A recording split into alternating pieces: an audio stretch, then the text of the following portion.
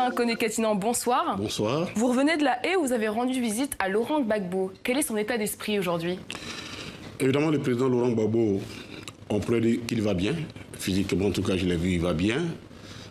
Moralement, il va bien. Il va bien dans les limites du bien-être d'un prisonnier.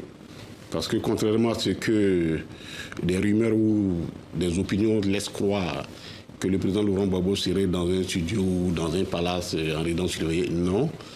Le président Laurent Gbagbo est en prison, dans une cellule de 8 mètres carrés à peine, où son lit et ses toilettes sont contiguës.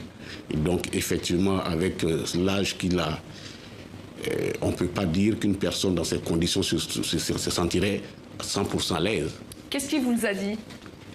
Non, il m'a tout simplement dit que nous devons croire au combat qu'il mène. Au début du mois, le journal en ligne Mediapart était sur notre plateau. Le transfèrement de Laurent Gbagbo à La Haye serait selon eux le fruit d'un montage entre le procureur de la CPI, Luis Moreno Ocampo, les diplomates français et Alassane Ouattara. Je vous propose de réécouter Fabrice Arfi de Mediapart. Le premier procureur de la Cour pénale internationale, M. Ocampo, a été en contact, y compris direct, avec Alassane Ouattara au moins dès le mois de décembre 2010. En avril 2011, alors qu'il n'est pas saisi, que la Cour pénale internationale n'a pas de compétences et qu'il n'y a pas de mandat d'arrêt, il prend contact avec le camp Ouattara par l'intermédiaire de la diplomatie française pour demander de surtout garder sous les verrous et emprisonner Laurent Gbagbo et qu'il faut très vite se débrouiller pour saisir la CPI pour monter un dossier contre lui. Comment Laurent Gbagbo a-t-il réagi à ces révélations? Évidemment, il y a longtemps, nous disons qu'il fait l'objet d'un harcèlement judiciaire, politico-judiciaire d'ailleurs, et que son arrestation, sa déportation et sa détention ne reposent sur aucun élément de droit, qu'il s'agit tout simplement d'une manipulation politique pour écarter un homme politique. Il en est conscient, il entend se battre et nous aussi nous battre à ses côtés pour que, effectivement, sur le plan politique, alors que les avocats font leur travail, nous, sur le plan politique, nous devons nous battre partout pour que, justement, la Cour pénale internationale, que tout le monde a appelé de tous ses voeux pour pouvoir, entre griffes, humaniser le monde, ne puisse pas devenir l'antre de toutes les compromissions pour pouvoir donc écarter politiquement des adversaires. Laurent Gbagbo, justement, devrait formuler d'ici fin 2017 une demande de libération provisoire. Est-ce qu'il est confiant? Ça fait 12 fois que le président Laurent Gbagbo fait une demande à être libéré sous condition, parce que dans tous les pays du monde, le principe, c'est la liberté. Et la détention, l'exception, parce que tout simplement, quoi qu'on puisse y croire, qu'on puisse croire, il est considéré pour le moment innocent. Et la présomption d'innocence doit prévaloir là.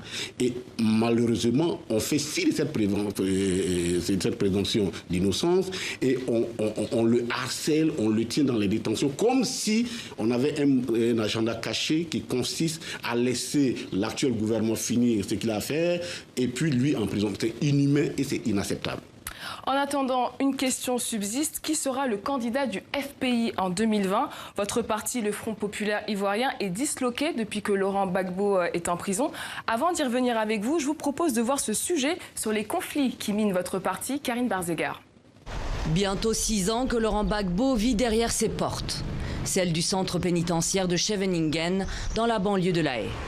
Depuis janvier 2016, l'ancien chef d'État ivoirien comparaît devant la Cour pénale internationale. Un procès fleuve qui risque encore de durer des mois, voire des années.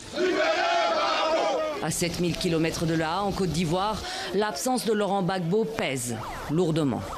Et d'abord au FPI, le Front populaire ivoirien qu'il a fondé, un parti encore tout puissant il y a quelques années, est à genoux. Même si en 2015, lors du congrès du parti, on essaie de sauver les apparences. Je déclare ouvert le 4e congrès extraordinaire du Front populaire ivoirien. Je vous remercie. Les applaudissements, les sourires et même les affiches sont trompeurs.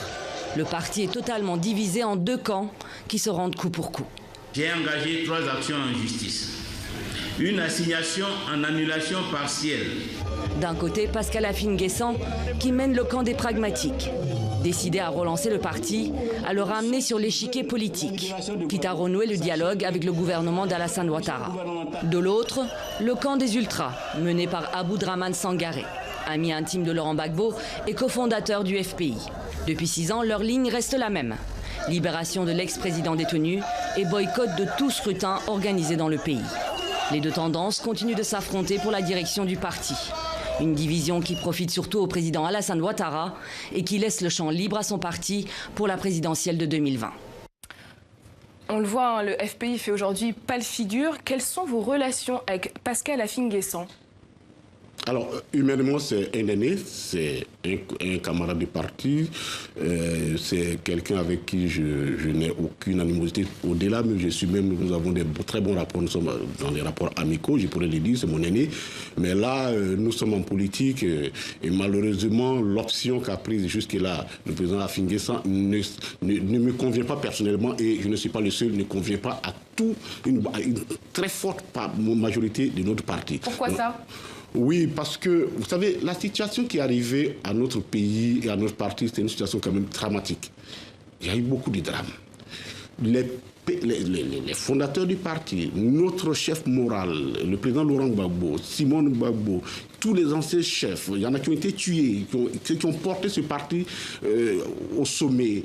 Et surtout dans une situation difficile. Évidemment, on a eu l'impression, et une très bonne partie de l'opinion au sein du FPI a eu l'impression que le président Afine-Guessant, qui dirigeait le parti en ce moment-là, semblait ne pas prendre conscience de cette réalité et aller dans un sens Pourquoi ? qui ne Parce correspond... qu'il négocie avec le pouvoir ? Oui, ce n'est pas au-delà de la négociation. Nous ne sommes pas fermés à la négociation. Mais on négocie sur quel sujet ? Pour nous, la question de la libération du président Laurent Gbagbo est une question essentielle. Elle passe avant celle du pays ? Attention, c'est celle du pays, la libération du président Laurent Gbagbo et l'avenir du pays sont intimement liés. Parce que si vous faites attention, vous regardez bien ce qui se passe en Côte d'Ivoire, la situation précaire, de précarité au niveau économique et au niveau social et au niveau sécuritaire sont tout à fait liés à un ensemble depuis le départ 2011, du fait que dans la réalité, le gouvernement actuel est incapable de construire une cohésion sociale, et finalement, qu'est-ce qui se passe? Parce qu'il y a un maillon essentiel de la réconciliation qui manque, il s'appelle Laurent Gbagbo. Donc il ne faut pas les dissocier de l'avenir du pays. Et qu'est-ce qui pose Laurent Gbagbo de Afine-Guessant? Est-ce que pour lui, c'est aujourd'hui le président du parti? Non. Je pense que je voudrais ne pas tellement revenir là-dessus, mais pour le président Laurent Gbagbo, c'est clairement établi qu'il y a eu un congrès qui a eu lieu à Maman en 2015 et qui a clairement établi le président Laurent Gbagbo à la tête du FPI. Et n'étant pas là, il a désigné son homme de confiance, le président Sangaré, pour conduire le parti. Ça, c'est connu de tous et le président Laurent Gbagbo ne s'en cache pas.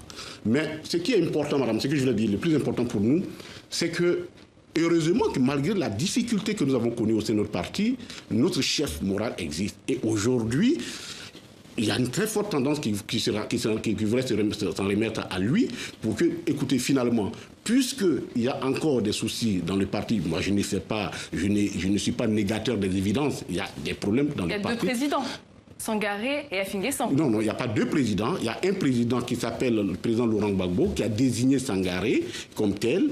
Évidemment, Afine-Guessant dit qu'il n'est pas d'accord, donc il y a un problème. Là, nous ne sommes plus au stade des problèmes. Le problème est constaté. Comment nous en sortons? Eh bien, c'est ce que je suis en train de dire, que tout le monde est d'accord qu'il faut remettre le parti, il faut s'en remettre à l'autorité morale qui est le président Laurent Gbagbo. Et pour nous, c'est une chance inouïe. Et je suis convaincu que très bientôt, cette situation sera un mauvais souvenir pour nous. Alors, à quand la réconciliation entre les deux camps? Avant de répondre à cette question, je vous propose d'écouter ce qu'en dit Pascal Afine-Guessant. Nous nous rendons compte qu'il faut véritablement aller à l'unité si nous voulons donner une chance au parti de se consolider, de pouvoir travailler à la libération de tous les prisonniers politiques, au retour des exilés et à faire en sorte que le président Laurent Gbagbo puisse retrouver la liberté et que le Front populaire ivoirien revienne au pouvoir, parce qu'aujourd'hui la situation du pays est tellement grave qu'il faut une alternative crédible. Et quand on regarde l'échiquier politique national, Ce n'est que le Front populaire ivoirien qui peut assurer cette alternance, mais à condition qu'il soit uni, soudé, fort, digne de confiance, respectable. Et je crois que nous avons tous compris cette nécessité. Une réaction à ce qui vient d'être dit? Ah oui, absolument. Je suis heureux qu'il ait compris qu'effectivement, nous avons un chef, nous avons une autorité morale qui s'appelle le président Laurent Gbagbo, qui est certes en prison, mais qui continue d'avoir une influence certaine, aussi bien en Côte d'Ivoire qu'au sein de son parti. Et donc, en se remettant au président Laurent Gbagbo, nous réglons notre problème, puisque de toute façon, c'est la seule option qui nous reste. Quelles seront les instructions pour 2020? Alors, n'en parlons pas. Pour le moment, l'élection non. Nous avons une... C'est la prochaine échéance. Ah non. Elle n'est pas plus importante que la libération du président Laurent Gbagbo. Il faut hiérarchiser les choses. Et pour nous, la hiérarchie, nous avons un monsieur de 72 ans qui est détenu de façon irrégulière et arbitraire dans une prison pour des raisons politiques. Nous devons nous battre pour le faire sortir de là. C'est la priorité des priorités. Après, nous pourrons voir ce qui se passe. Pour le moment, je ne parle pas de 2020.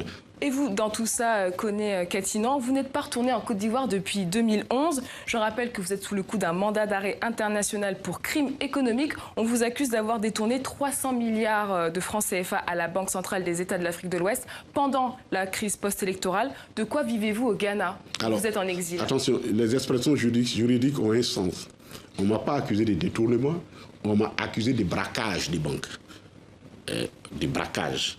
On a dit qu'en tant que ministre, moi, Koné Katinan, je suis allé à la BCEAO pour aller soutirer, ouvrir les coffres de la BCEAO, moi-même.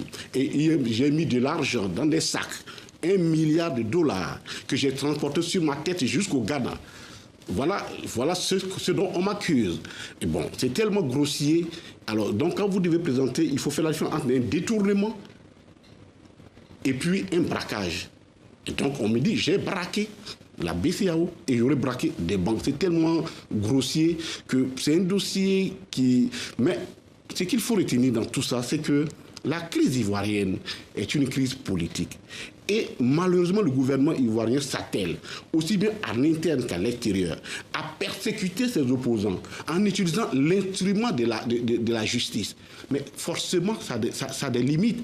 Et honnêtement, je n'ai plus peur de ça. Je vous l'ai dit honnêtement, je n'ai plus peur de ça parce que il faut bien, on ne peut pas nous effrayer et nous empêcher de nous exprimer pour l'avenir de notre pays. La solution, ce n'est pas les mandats d'arrêt. La solution, c'est l'ouverture réelle d'un dialogue franc en Côte d'Ivoire pour que nous débattons du problème réel de la Côte d'Ivoire. Tout le reste, c'est des artifices pour donner du temps à Ouattara pour finir son mandat. Et ça, sur ces questions-là, je voudrais vraiment dire, je suis devenu insensible à ces questions-là.